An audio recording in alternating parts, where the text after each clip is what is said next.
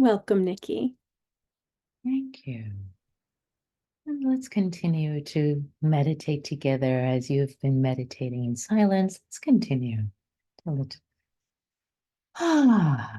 settling, continuing to settle in the body. Continuing to feel the breath as it's moving in and out on its own. And continuing to notice what is arising in this moment in time. What is happening in this moment? What's arising?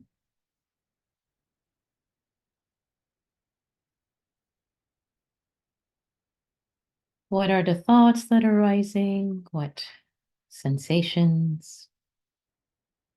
What feelings in the body are arising?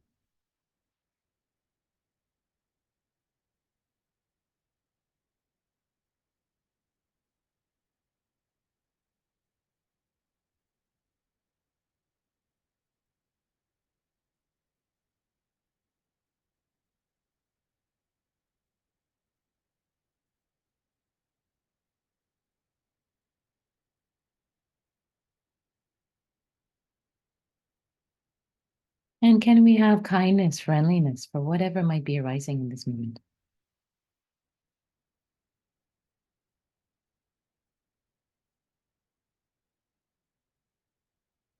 Whatever is arising in this body in this moment, whatever is arising in the mind state, can we make space for it? Can we make space?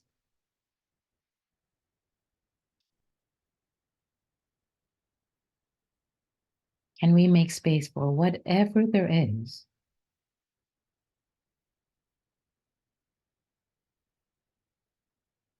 Sense of spaciousness. We don't have to push it away.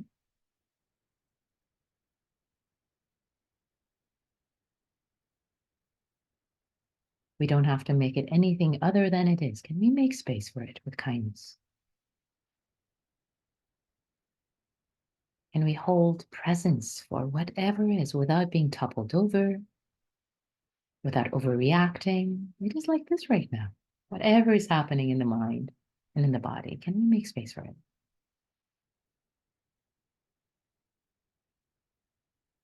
And if it feels challenging to make space for what is, can we breathe around it, breathe through it?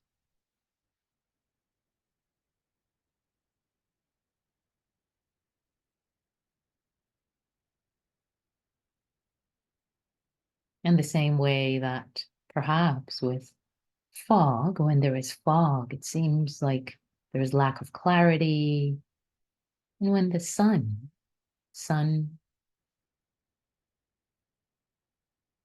comes up, the sun makes the fog fade, the sun of wisdom. Let there be clarity, wisdom. Let there be the warmth of the sun as well, is represented with kindness, friendliness towards ourselves, towards whatever is happening. Just letting the breath arise and pass, be received,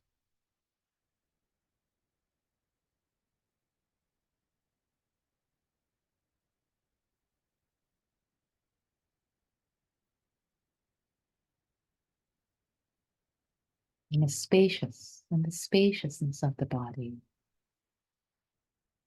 and the body also grounded, connected, rooted, well rooted to the earth, through the feet, through the sit bones.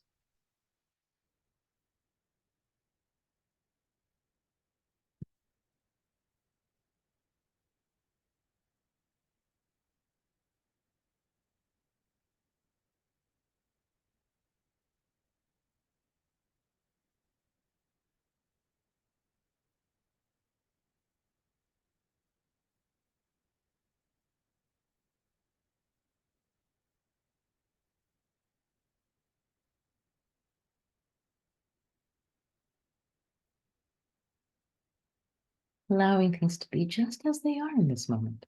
We don't have to fix them. In fact, let's experiment with putting down the fix-it mentality for just 30 seconds, or just 5 seconds. What if we just put it down, knowing full well we can pick it up later? We can pick it up later. But right now, what if we just put it down? Ah,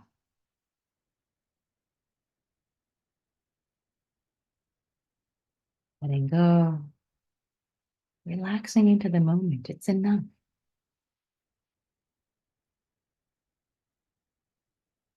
It's more than enough. Such a gift. This is such a gift, exactly as it is.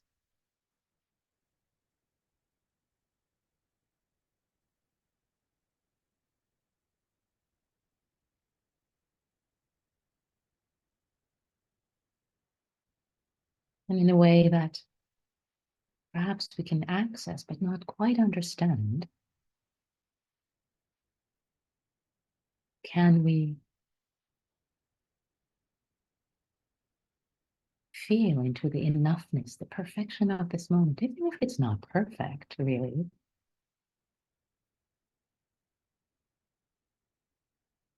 by conventional standards of the mind, but it's okay. It's okay, just as it is in this moment. Can we tune into this? It's okay, just as it is.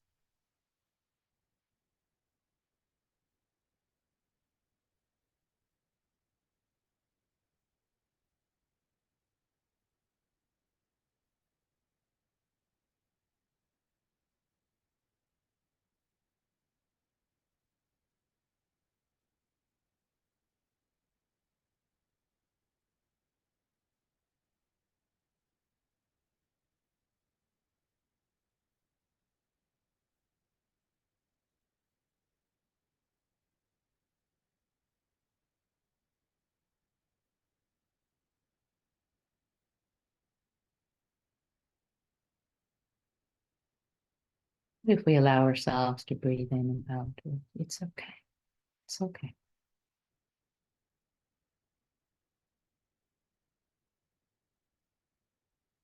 And see what happens, what arises, and what settles, what is let go of, what is no longer needed.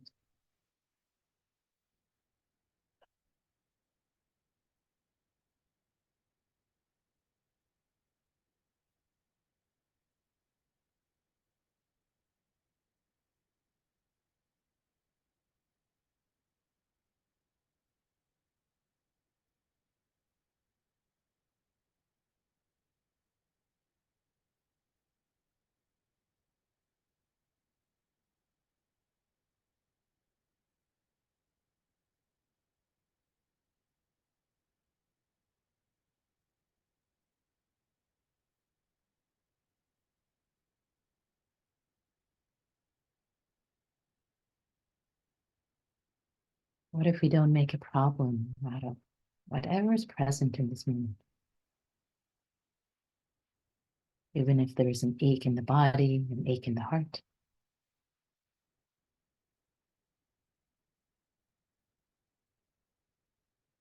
if we don't make a problem out of it, relax, soften the body, soften the mind,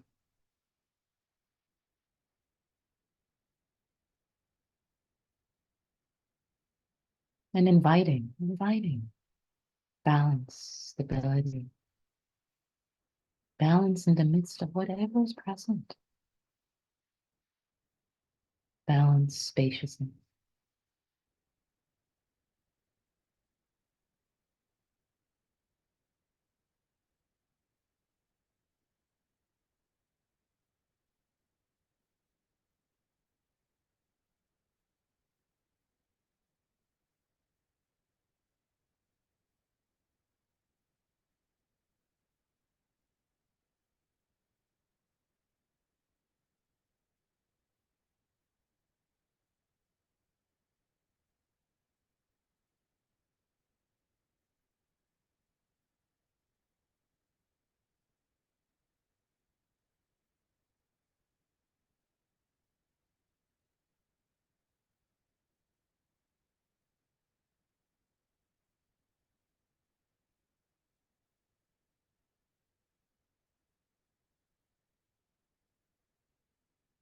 And as we turn to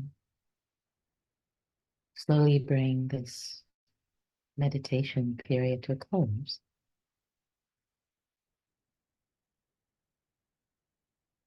appreciating yourself for having shown up just as you were able to.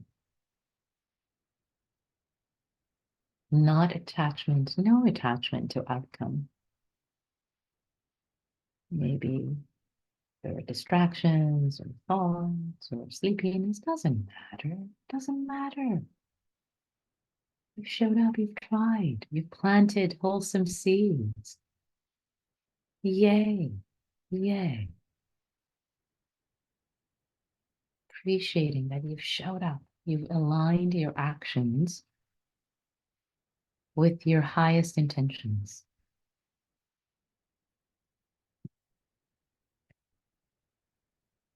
So letting go of any judgment that might be arising.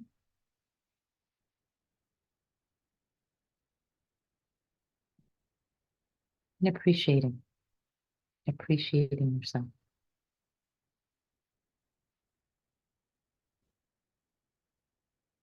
And appreciating this opportunity to be with Sangha, to be with community, to practice together. What a beautiful opportunity to come together and practice.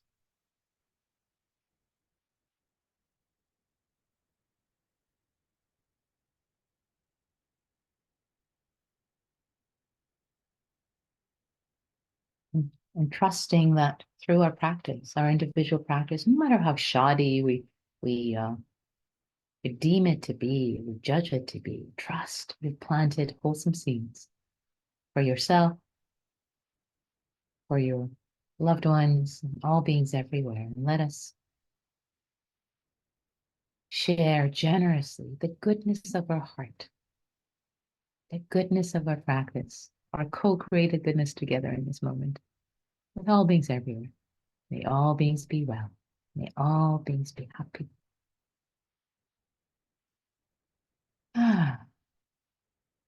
Whenever you're ready, at the end of the next out breath, slowly opening your eyes, coming back to the room, to the shared space. Hello, fellow practitioners. Hello, hi.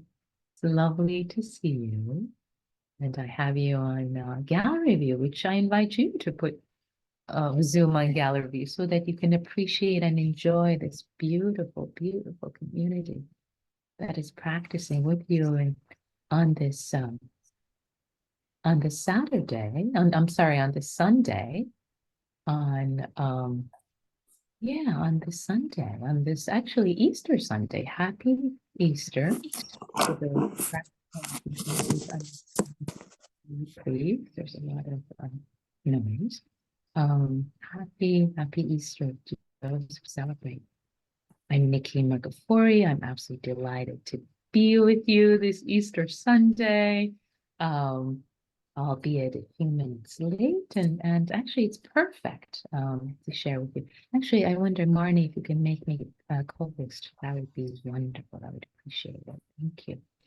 So, given that the topic for today is equanimity, actually, before we move on, maybe after I become co-host, what I will suggest. I'm waiting. Yes. Thank you, Marnie. All good. Joseph, you've become unmuted. You can mute yourself, please. Great. Thank you. Great. All right. I am co-host now. Fantastic. Thank you. So before we continue, so I'm going to change the chat for a moment to everyone. I'm going to invite you to put a word in. Just checking in. How are you in this moment? If you like to check in. And my word is delighted as I look at all of you and the sense of community coming together today, practicing. My word is delighted. At peace, open, peaceful, warm of heart and grateful, lighter, comfort, happy, beautiful, warm, Yeah, defrazzling. I love that. Defrazzling, low energies, open heart. And everything is welcome. Even if you're frazzled right now, that's okay too. No part left out. No part left out. No part left out. Yeah. Yeah, neutral and tired and super exhausted. Yes, welcoming that part of you that is super exhausted and sad, of course. Frustration, yes, that too. It's all good. Grieving loss of a beloved dog. Um, yeah, that is holding that with you.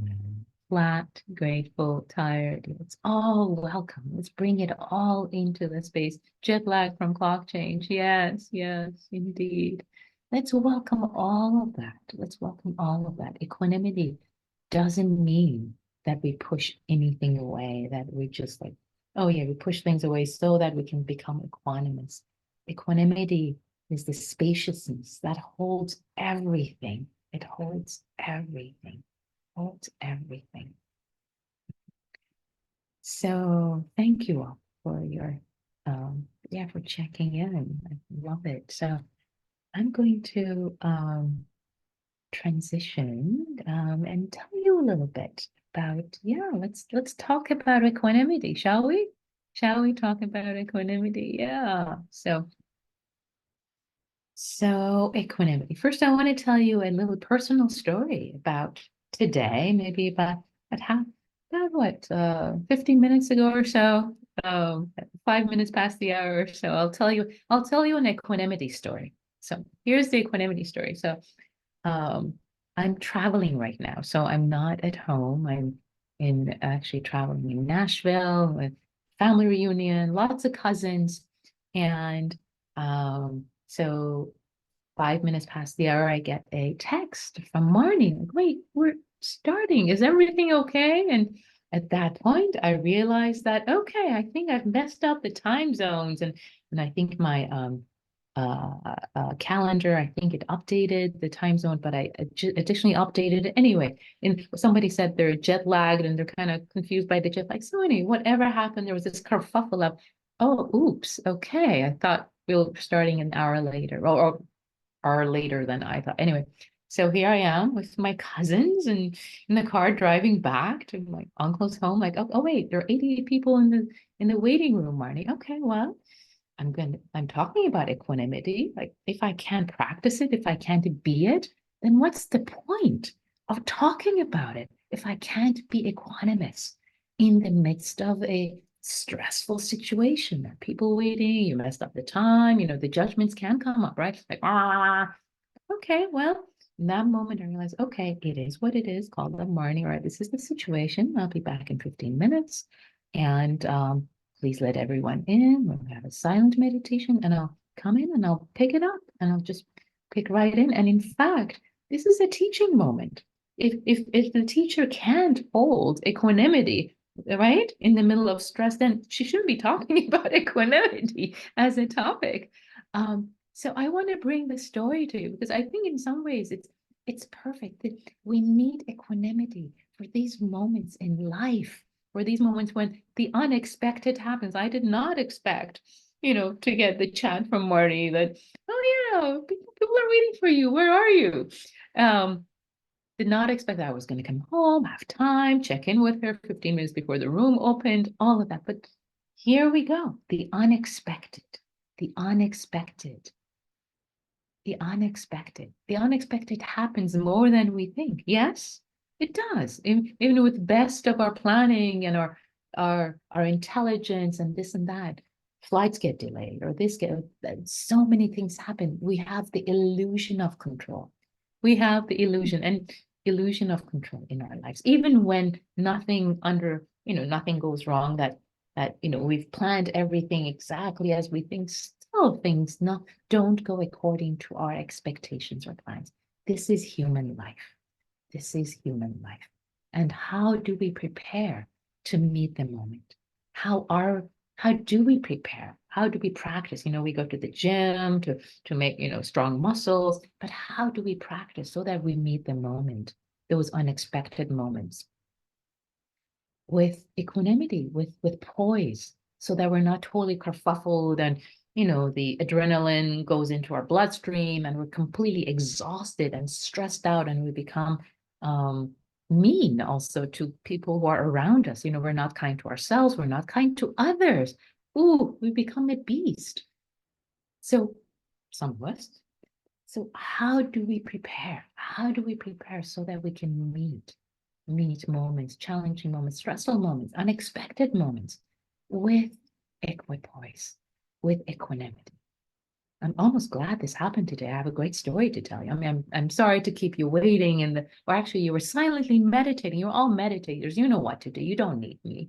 You know how to meditate. And yet, I'm delighted to have slipped in to be able to support. So now I want to formally talk about the definitions of equanimity and more formally speaking about it. And I want to make sure we have plenty of time at the end for questions and reflections and all of that, so that we really get into it together. How does that sound? So equanimity, first of all, the word equanimity itself in English, it's a word from Latin, equanimitas, which means having an even mind. A state of psychological stability and composure which is undisturbed by that which may cause others to lose the balance of their mind. That's what the definition of equanimity is. And Merriam-Webster says, evenness of mind, especially under stress. Evenness of mind. Beautiful quality, right? We want that. And there are some synonyms of equanimity. I'd like to share them with you and let them wash over you. See what comes up for you. So, aplomb, calmness, collectedness, composedness, composure, equilibrium, imperturbability, self-composedness. And the antonyms, and let's let this wash over your body for a moment and see what arises. The antonyms being agitation, discomposure, and perturbation. So the word equanimity in Pali, there are two different words for equanimity. One is upekkha, and upekkha literally means to see, to oversee, to have a bird's eye view, bird's eye perspective, not to be caught. So in this way, the understanding of equanimity is that it's an ease that comes from seeing a bigger picture. When, for example, say you have a friend who has an angry nature, who is just angry with everyone, then having that perspective that it's not about you, that it is their nature, you take less offense at their words. You take it less personal. You take their offensive words less personal because you have a bird's eye view of the situation. You're not just caught in, oh, this person completely berated me and said challenging things. So when you have a bird's eye view.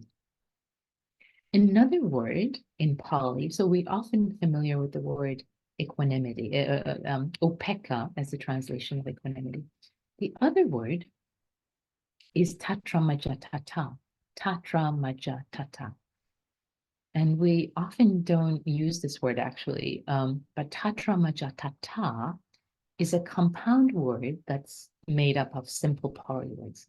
Actually, I will put upekkha, most of you are familiar with, but I'll put tatramajatata in the chat so that you see how it is spelled. Here we go, tatramajatata.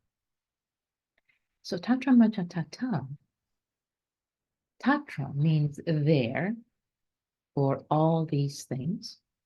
Maja means middle. For example, Majjhima Nikaya, middle length discourses, means middle. And tata means to stand or to pose. So together, this compound word becomes to stand in the middle of all this. To stand in the middle of all this. Don't you love that word? Tatramajatata, to stand. And I often think of Tatramajatata, with standing and with my arms, so the camera's close, but standing with my arms wide open, standing in the middle of all this being human, all of this being standing. It's not cowering, it's not hiding, it's with standing tall in the middle of all this, in the middle of all this. So these are the two images that I like for you to invoke with equanimity.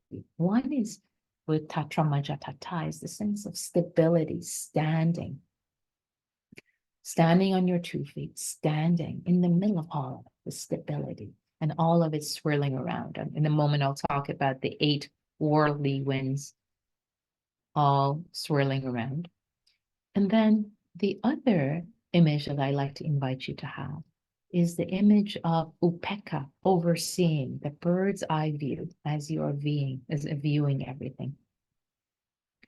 And the everything you're viewing are all the causes and conditions that have led to this moment. It's not just one thing. There are many, many, many causes and conditions. It's not just me. It's not just, oh, I'm bad, I screwed up, or that other person, they screwed up.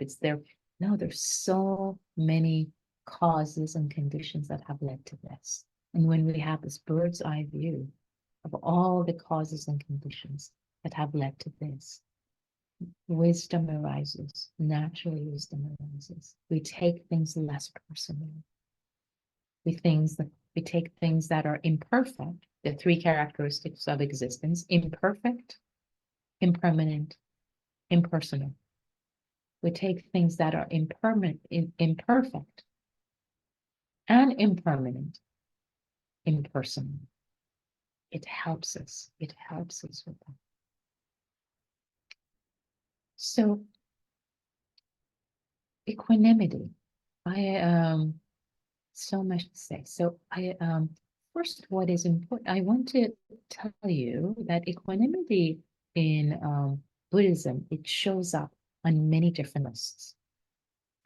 And on many different lists, it shows up on the end as a perfection, as a culmination of many different practices. Kind of like at the end is the honored position of sitting at the end of the lists.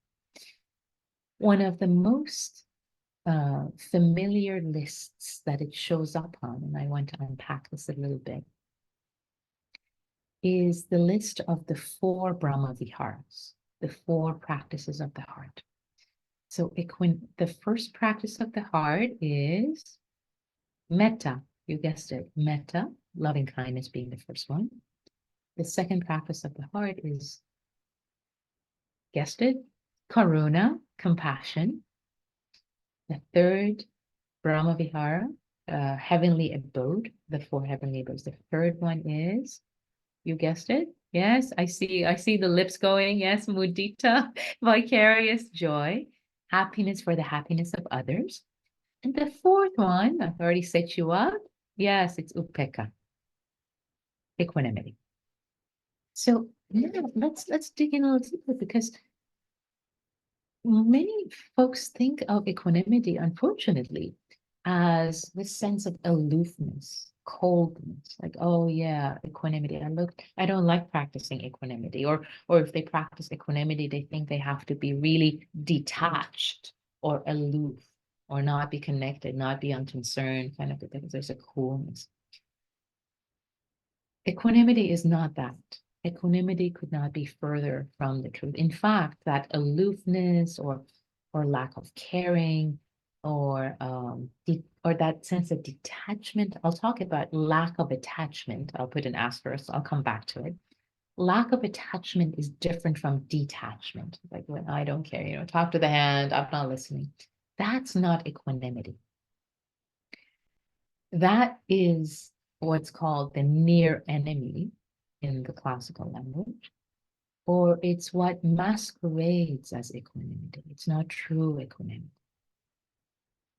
So true equanimity actually has a sense of care, kindness, warmth, Otherwise, it wouldn't be hanging out with the other 3 Brahma Viharas, right? These 4 Brahma Viharas, they're sisters. They're related. So let's unpack it. So the first one, the primary one, especially in the Theravada tradition, the school of the elders, the first one being metta, loving kindness, sense of friendliness, sense of friendliness. When you walk your dog, if you have a dog, or if you see a neighbor, or if you go to buy something and you see a cashier and you say hi, you smile, maybe you say, how are you? That's metta. It's just sense of friendliness, sense of goodwill. Yes, it can be huge and big and um, unbounded, limitless, but it can also show up. It's the same thing. It can show up as a simple friendliness, simple goodwill. So this metta, sense of goodwill, when it comes across someone who's neutral, is in a neutral state, it gets expressed just as simple friendliness. May you be safe, may you be happy, may you be well. Okay, that's metta. That's the first sister. That's the simple, kindness, goodwill. You with me so far? Okay, that's metta, just friendliness. May you be well. Now, if metta, if that sense of goodwill comes across someone who is in a challenging situation, is suffering, it gets expressed as karuna. It gets expressed as compassion. So when metta, loving kindness, meets suffering, it holds suffering, it becomes compassion. So compassion is the love child of metta, loving kindness, plus suffering. Okay? So again, when metta, this neutral goodwill, comes across to someone, could be yourself, who's suffering, it gets expressed as compassion. Okay. So the same metta, when it comes across someone who's in has had great fortune, good fortune, it gets expressed as mudita. May your happiness continue, may your happiness increase. The fourth one, okay, so you're with me. So we have metta, we had compassion. May you be free from suffering. Is compassion. May you be free from suffering. May you have ease. Mudita, vicarious joy, is may your happiness increase. May it never end. Now we get to equanimity. This is the oldest sisters, the part of the other sister. Okay, so equanimity. Oh, how is it related to this family? Well, it does have a sense of warmth and care. It does have a sense of warmth and care, has a sense of presence, but it has such a sense of wisdom that is holding everything, that has a sense of complete spaciousness. It's a love that is very, very spacious and stable. It doesn't lean in, it doesn't get entangled, and it doesn't push away. It doesn't push anything away. It's completely caringly present. So one way to understand equanimity in this relationship is, say, if you're sitting at the deathbed, the bedside of someone who's passing away, and there's nothing you can do. The time has come. So you hold presence. You hold loving, equanimous presence. You're present. You don't go away. You don't leave. You don't turn away. You're completely present with the person with their last breath. You're completely present. And you care so much that you are present, right? There's care, there's warmth, but there is spaciousness. Things are exactly as they need to be in this moment. They can't be changed at this. This is what it is like. Another way to understand equanimity is with relationship to the other Brahma Viharas, the other 3 sisters, is that if equanimity is part of all of them, if it wasn't for equanimity, metta, loving kindness, would become attachment, wouldn't stay stable and loving and just open-hearted. It would become, oh, I love you so that you love me. I wish you well so that you wish me well. I wish you well so that You become healed. Wait, I've been doing metta practice for you for the past hour. Are you okay yet? Are you fine yet? I've been doing metta, like attachment to outcome, right? Becomes clingy. Metta becomes clingy if it doesn't have equanimity as its basis, right? Makes sense? So equanimity has to be part of metta already for it to really stay metta. Otherwise it becomes its near enemy, which is attachment, kind of clingy love, clingy kindness. The same way, if equanimity wasn't the basis, like kind of the basis that compassion sits on. Think of compassion as sitting on the base, right? The base is equanimity. If compassion didn't have the base of equanimity, it would veer into empathic distress. It would become what many people think of as compassion fatigue, which isn't, but it's empathic distress. It's like, oh, it's so painful, it's so hard. One identifies with the suffering so much, and it's not balanced. It's not balanced by the goodwill. So it becomes so painful. Instead of having compassion, supporting someone who's fallen into the waves, we fall into the waves with them, and we're both bobbing up and up down the waves with them. And no, now somebody else has to come and help us because we have gone overboard with our quote unquote compassion into empathic distress. So if equanimity isn't there, then compassion can become its near enemy. So already true equanimity, a true compassion has equanimity as a part of it. Does it make sense? You with me? Yeah. The third sister, the third Brahma Vihara, mudita, vicarious joy, happiness for happiness of another person as if it were yours. Similarly, if there is no equanimity, spaciousness, oh, I'm so happy for your happiness. May your happiness continue. Then it becomes clingy. It becomes either, oh, pride, oh, my child, my kid, or my friend, or my this, like becomes really personal. It doesn't have this generosity and open heart. So this is one way to understand equanimity as it relates to all the other practices that we do. It has to be part of them. Now, focusing on equanimity itself, there are also phrases of equanimity as I try to bring into our guided meditation at the tail end of it. And there are many, many phrases. There's some traditional phrases for practicing equanimity, practicing as a formal practice, which I highly recommend practicing.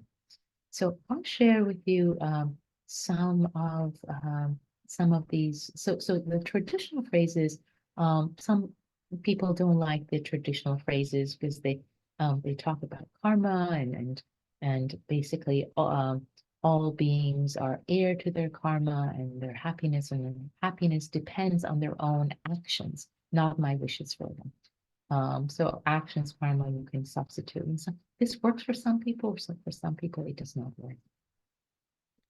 There's some other versions of the expression of the practice that you can use. One is may I accept things as they are. Or it is what it is. Things are as they are right now. May I accept the conditions of my life with ease. May you accept the arising and passing of things with equanimity. And this is a sense of evoking, bringing in.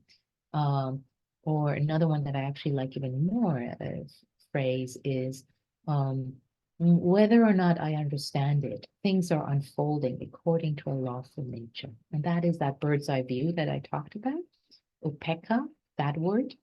That things are unfolding according to a lawful nature, whether or not I understand it. It's this because of that because of that, and helps us take ourselves out of the picture, not take things so personal. And couple more things I'll say before I open it up for questions and Q&A. One is it's important not to confuse equanimity with resignation. Equanimity is not resignation at all. So here in when we're talking about may I accept, the acceptance doesn't mean, oh, may I accept and may I give up? Okay, things are as they are, so I'll just sit here and solve whatever. I'm not going to do anything. That's not equanimity. What it truly is a springboard for wise action. So when you are calm, when you have equipoise, when you are not reactive, then you can make a wiser decision. Then you can take wise action. So equanimity is a springboard for wise action. It's not the end point. It's not just, oh yeah, things are as they are, whatever. That's resignation. That's not equanimity. Equanimity is having the equipoise to have the sense of what is the wise, compassionate action. And also important to consider that really equanimity as the fourth Brahma Vihara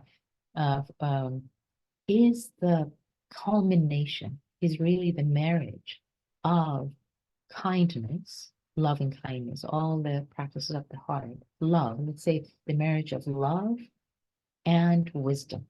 Really, when there is wisdom and care together, they give birth to equanimity. So I really want to drive this point home, that equanimity is not resignation, it's not aloofness. Care so much that is present and allows the correct decision, the appropriate decision, appropriate response to come in. Earlier, when I talked about Tatra Majatata, standing in the middle of all this pose of equanimity, standing in the middle of all this, a related teaching is the teaching on the 8 worldly winds. I'll write that. The 8 worldly winds. And the 8 worldly winds, I love this teaching. The 8 worldly winds teaching. Basically, the idea of the teaching is that there is praise and blame, fame and disrepute, success and failure, and pleasure and pain for everyone. These 8. So, for example, if you're being blamed for something, don't take it so personally. You're going to be praised, or if you're going to be praised, don't let it get to your head too much. You'll be blamed at some point. And fame and disrepute, success and failure, which also translate as gain and loss. So these 8, and I'll put them in chat. These are the 8 worldly winds. These are the winds that everyone is subject to. So standing in the middle of all this, imagine you're standing in the middle of a windy day. These winds are coming and going and come. Like this is the winds. These are the winds of being human. These are the winds of being alive. If you've had pleasure, you'll have pain. If you're having pain, there's pleasure. It's just being human is a mix of all these. So we need equanimity in order to work, in order to live without being pulled one way or another in the midst of all this. Not getting excessively elated when we get success or praise or fame or pleasure, like, oh, not to let it get into our heads and get so attached to it that when it goes away, we really hurt, and our whole identity is attached, is bound up in the 8 worldly winds. I love this teaching. So there's a lot more to say. I'm thinking whether I think it makes sense to open it up for Q&A, and I love the Q&A so that I can actually use it as a way to bring more teachings in pertaining to your questions. So yeah, let's open it up for questions, reflections, comments. Equanimity, what do you think? And so, Nikki, here, if people raise their digital hand and you call on them, I can bring them forward so you can see them. Terrific. Thank you. Thank you, Marnie. That's great. Yeah, please raise your Zoom hand because if it's your physical hand, we may not see. Questions, comments.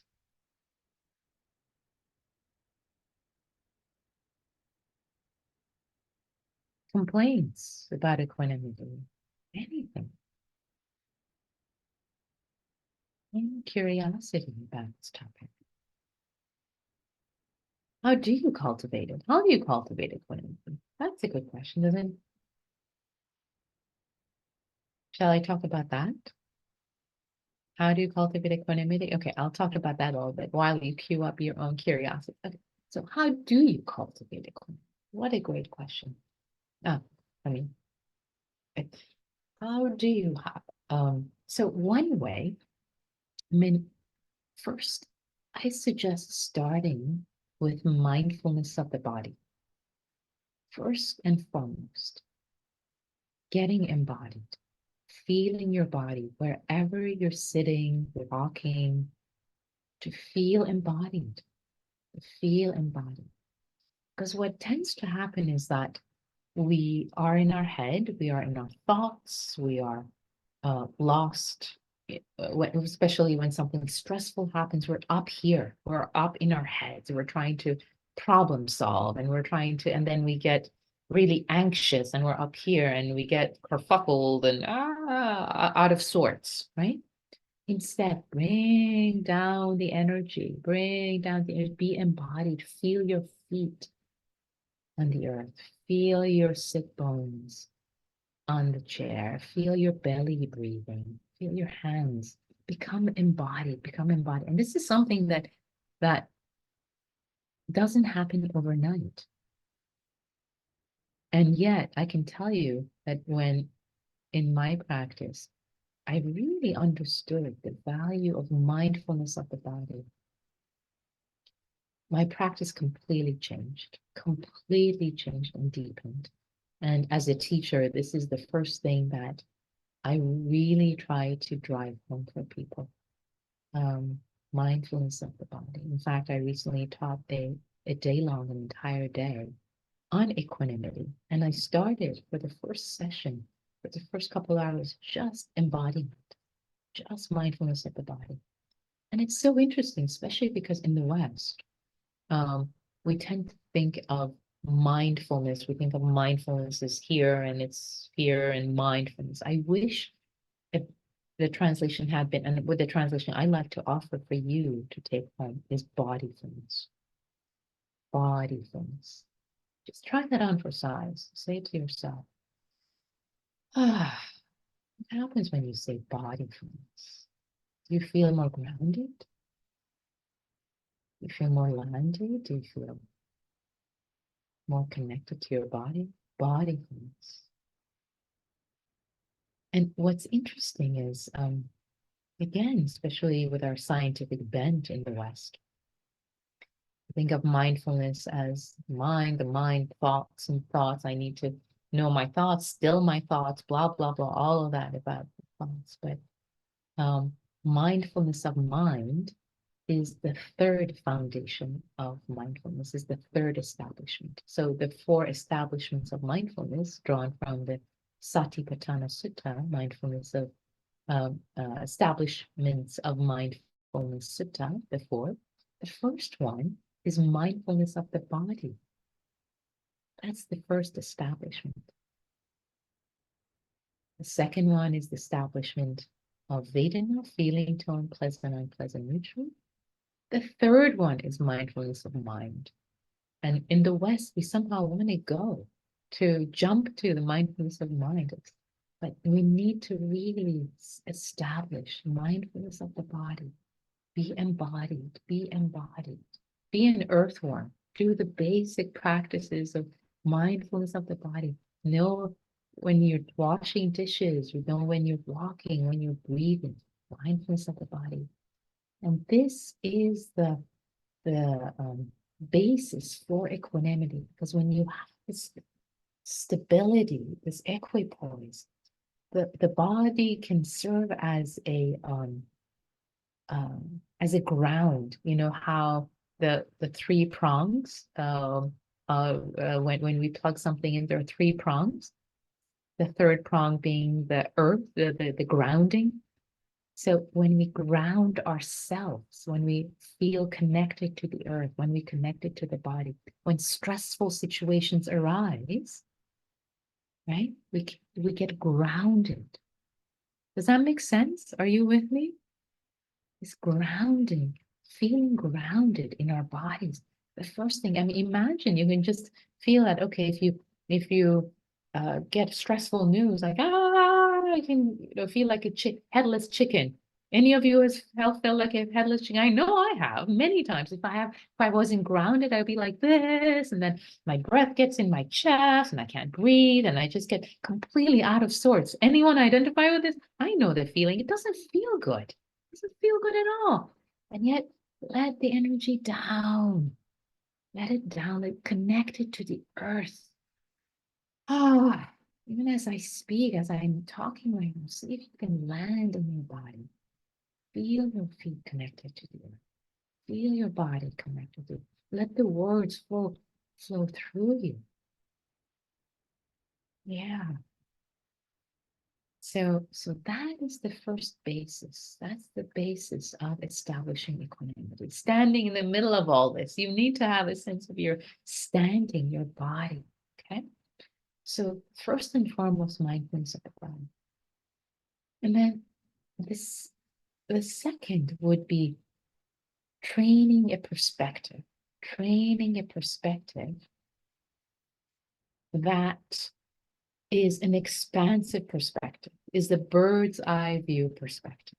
And you can train this perspective both in your daily life, when something happens and you see your mind trying to like really get into a particular small perspective of, oh, this is about me, this is about them, this is blah, blah, blah. Oh, try to challenge yourself and say, well, is that right, sweetie? Really? Is that all there is? Try to take a wider perspective. Try to take a bird's eye view. It's always available. Try a different perspective. Try a different perspective. Another way to support with this taking of a different perspective, shifting of a perspective. And again, you can always go back to your first perspective of taking it personally. That's always available, right? So if your mind is like, no, I don't want to let go of this person, like, it's okay, sweetie, let's just let go of it for 30 seconds. Okay, you go to this other perspective, and then you can always come back to your personal perspective. But when you have the bigger perspective, something will shift. Something will switch. You don't want to go back to the prison of the original perspective. So, and another way to support the shifting our perspective is doing formal equanimity meditation.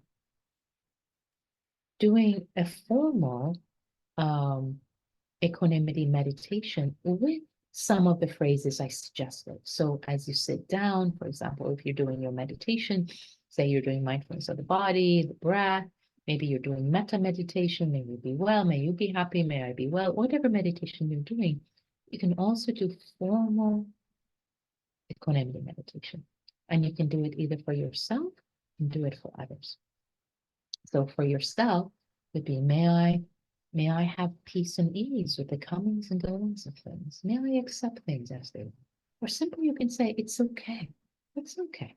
It's okay, sweetie. If you remember, I brought it, it's okay, as a mantra, as a little saying into our guided meditation. It's okay. It's okay right now. It's okay. This is okay. This is okay. And if you practice it for others, and this is the equanimity practice, is a great practice, especially if you have loved ones and you want them to be happy. You so want this loved one to be happy, but they keep making choices that are not helpful. And you wish you could make their choices for them to make them happy, but you can't. And that's the time for equanimity meditation, to offer them autonomy, to offer them autonomy. And then the practice becomes, as you're sitting meditating, I love you. I wish well for you. I wish you happiness. And I can't make you happy. I can't make your choices for you. I acknowledge I can't make your choices for you. I offer you autonomy. Your happiness and unhappiness depends on your choices, not my wishes for you. So you can make these phrases that work for you. Your happiness and unhappiness depends on your choices, not my wishes for you. And in this way, you offer yourself kindness and you offer the other person kindness. But these are some of the ways, and maybe I'll mention one more, and that is bringing in the lens, the perspective of the three characteristics, as I mentioned: imperfect, impermanent, impersonal. Things are imperfect. It's just in this human life, there is no perfection. This is especially good for perfectionists like me. Imperfect, impersonal, impermanent. This is the nature of this world. Imperfect. You can bring the sense of equanimity. And of course, again, equanimity is not resignation. It's just a stepping stone to the wise choice, wise response, wise compassionate response. Couple of reflections. Jane shares, somatic practices can help us get connected to our body. Yes, indeed. Yes. And Sophie says a beautiful and clear way of describing this and the relationships. Thank you. Thank you, Sophie. Great. All right. I answered that question that I posed myself. Any other questions about equanimity? Loved ones, yourselves, how to practice, how not to practice.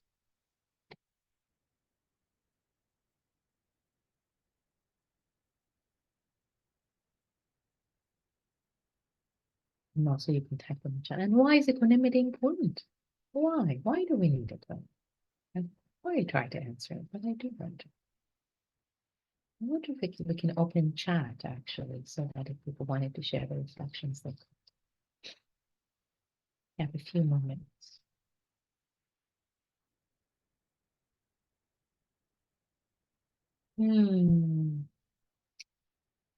One of you says, I can tell in retrospect when I was in a state of equanimity, but in the moment, I never feel like I am in it.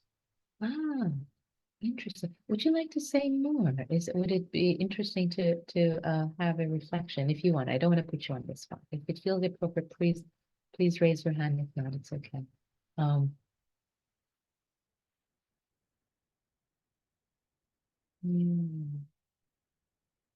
Another reflection came. Oh, trying to figure out how to raise your hand. So maybe I'll ask. It's Gregory. So if you can maybe spotlight Gregory where they are. I can't see them. Can you hear me? Yes, can hear you. All right. So I can tell when I'm in retrospect, I can look back and say, there was this situation going on. There was like a lot of chaos. There was a lot of pushing and pulling, and I was in a state of, a state of stillness in the midst of it all. I guess I must have been in a state of equanimity. But in the moment, maybe I just don't know what equanimity feels like in the moment. Yeah. Great question. So, do you know what agitation feels like? Oh yeah. Yeah. So, attune your mind to notice absence of agitation. Okay. So absence of agitation, and actually I'll also lean into the formal definition of equanimity. So the formal definition of equanimity, besides the two I mentioned, the bird's eye view and the standing love, all this, upekkha and tattva, is a state of equipoise where we are neither clinging to something, attaching to something, nor pushing something away, which is the same thing. The attachment could be this way or this way, right? So when we're not doing this, but we're doing this, right? Like when I'm holding, I don't know, here's an orange. If I'm not like, oh, it's like, ah, that feeling in your body. Look for that. Look for that where you're engaged. You know, you're engaged with the world. This is the world. You're engaged. You're holding the world, but it's not. Oh, it's more. Oh yeah, okay, I'm engaged. There's no. So look for that somatically. Does that make sense? Kind of. It kind of makes sense. I mean, I'm often looking for it. So I Yeah. feel it's a little bit like a similar challenge I have with the Vedanas, where I can tell very clearly if there's something that I want more of or something that I want less of. But in the in between stage where I'm neither wanting it nor not wanting it, it's very, very hard for me to be there. Yeah, it's the subtlety. Yeah, yeah. It's sometimes it's helpful to look for the opposite in order to tune our minds. So look for the absence of equanimity. Look for where the heart and mind and the body are clinging a little bit. Like, oh yeah, I feel that. Oh yeah, there it is. Okay. And then when you notice that, see if it's just by noticing it, sometimes it might relax. Like, oh yeah, now I have a more equanimous relationship. There's a little more equanimity. That's how you can train your mind to see it in a more nuanced way. Thank you. Thank you. Great. Reflections in chat, I see, and then we just have a couple more minutes. Oh yes, earlier when I asked, why do we need equanimity? Grace said, because its opposite is too dangerous. Yes, it's too painful. Um,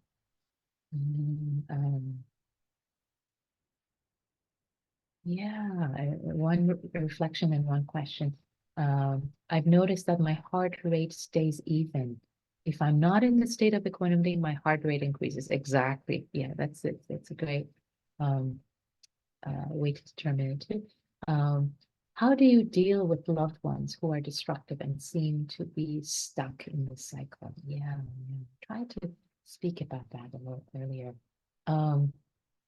It's, we try to love them, and there are times that if they are stuck in a destructive cycle, we can't make their decisions for them. There's something that they need to learn for themselves and work out. So instead of trying to get in there and meddle, or instead of like pushing you, it's like I forget it. Like we can be present, and it hurts to see them be destructive, and yet there is this sense of not quite understanding all the causes and conditions of their life, their being, in their, all the experiences, genetics, etc., so that they have. This is a lesson they need to learn. They need to understand.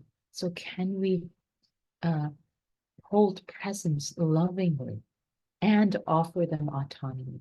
And it's easier said than done. I know. Yeah, thank you. Jorge, you get the last one.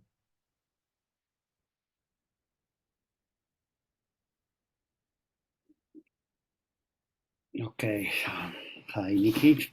Hi. So this, I think it's more like of a self-reflection than a question. Please. But I'd be curious to hear from your experience. You spoke about everything you spoke made great sense. Two things were highlighted for me that I could experience from my own practice. And my mother passed away about a year ago, and I was not expecting to be so equanimous about it. I accompanied that, and I saw her through the last moment, and it's kind of more difficult to process that afterwards, because mind takes you back in specific moments, and you relive everything and I've been trying to practice that in a desensitizing way, which means, embody the sensations and let the body really let them stay in the body. If it's like when I think of her and I think the last moments, the last breath, it's like, there's a hole that opens beneath the heart and the heart falls into it. So it's wonderful. It's very sad, but it's wonderful. So that's a very, very specific way and a very specific experience of equanimity that I'm very, very grateful for. Mm. On the other hand, you also spoke about, and I can really relate to that, it is not an act of just surrendering and it's, things are the way they are and let them be. And that is where things get a little more complicated.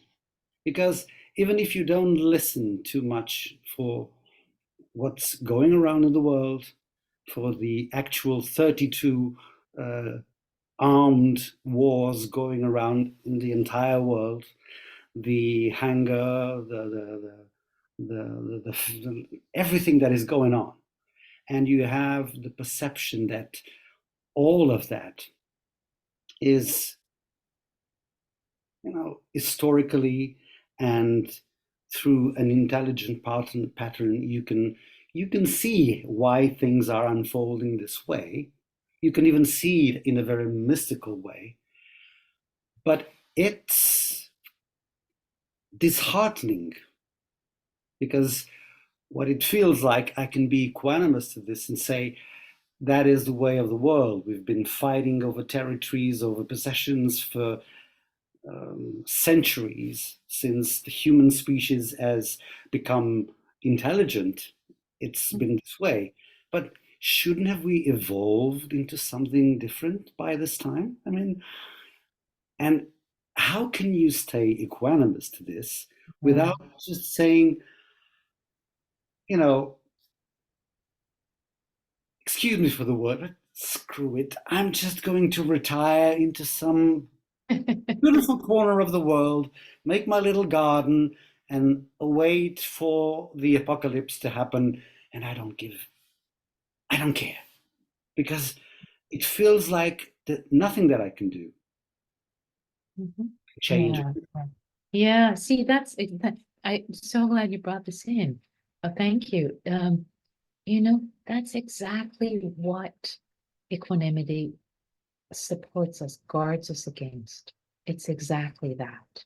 Because we go from extreme frustration, right? We go back, like we pendulate from, why isn't it this way? Why aren't we wiser? Why aren't we kinder? Haven't we learned? Well, we have it. It is like this because it needs to be. And I'm not saying that causes and conditions in a woo-woo way. No, it's because of, as Carl Sagan says, if you want to make an apple pie, first you need to make the whole universe, right? Everything's dependent on everything else. It is this way because it needs to be this way. If it couldn't be any other way, it would have been, given everything that has happened, all the and it's probabilistic, it's not deterministic. That's another whole other talk, which and we're already running late, so I'll make this very quick. I think we need to end at 2:30, this time zone. So it is this way because it needs to be, and yet, so the equanimity, instead of like, why isn't this way, right? That frustration gets us to a place of like, I don't give a damn, like, this is so, like, okay, it is this way. I see it. I may not like it. I don't like it. I don't have to like it. It is this way because it needs to be, given again causes and conditions, nothing woo-woo. It is this way. Okay. I accept that it is this way. Just because it is, I can't change it, right? It is in this dimension, in this, and I say dimension with string theory, in this version of reality, it is this way. Okay. I accept that it is this way. Okay. I'm not going to fight against reality because guess what? Reality always wins if you fight against it, right? Reality always wins. Okay, it is this way. All right. First step is I accept that it is this way. Okay. Now, what is the appropriate response? How can I respond with kindness, with compassion, with wisdom? Because if you take that, butting our heads, away first, it releases something. So thank you for bringing this up. Yeah, thank you for bringing it up, because it makes sense. When I was, reflecting and asking the question, in a way, I could also sense the other way, the other side of this coin is, when I get too frustrated with this, what I do is I go out and I start, just saying hello to people on the street and helping someone do something, because it's just a mere act of engagement. And so if Exactly. I can Yeah. do a difference, it can be just locally. It starts, Right. That's it. That's it. But That's the it is very disheartening at times. So I just wanted to It's not. Thank you. It's not easy being human for all of us. I think we all, every single one of us, we deserve a purple heart. What people get in battles. I think being human is so hard. Is so hard for every single one of us. We underestimate really how hard it is to be human. Just yeah. Thank you so much, Jorge. We'll have to continue, and there's many reflections in chat, but I think to be a good guest, I'd like to just pass it to Sangha Live and do the closing. Maybe I'll just dedicate the merit before I pass it back. So thank you all. And sorry I didn't address the very many questions that are coming through chat. Hopefully another time. Thank you so much for your practice. Thank you for showing up, cultivating your hearts, your minds for the sake of all beings everywhere. May all beings be well. May all beings be free. Thank you.